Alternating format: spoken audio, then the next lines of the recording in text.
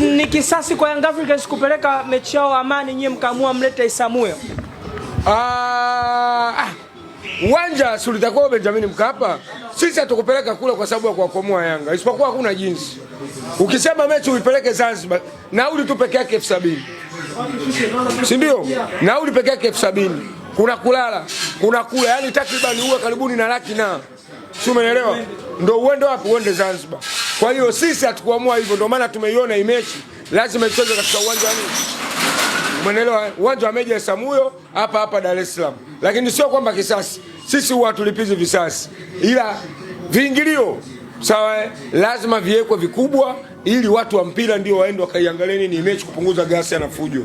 Wadau wanasema yale mambo ya kutuma makomando kwa watu wa upande fulani yatakuwa hayapo kwa sababu ule uwanja ni wa jeshi.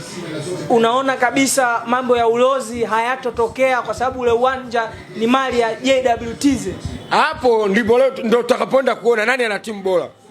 Mimi naamini huo ujinga mule ndani haupo.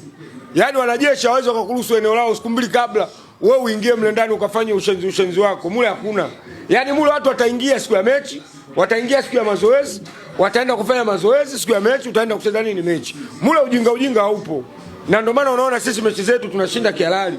Sawa, ujinga unakuwa ufanye nini? Haupo. Kwa hiyo wale waliozoea ulozi ndio tutakuja kuona nani mlozi, nani anaujua mpira, nani ana timu bora. Itaenda kuonekana Meja Isamuyo. Hakuna masuala makomando mle ndani.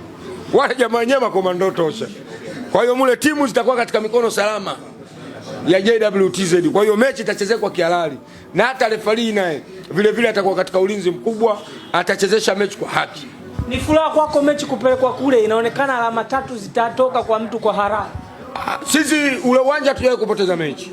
Tangu tuanze kucheza ule uwanja hatujawahi kupoteza mechi. Yaani pale katoka mtu kapata sare Mtibwa.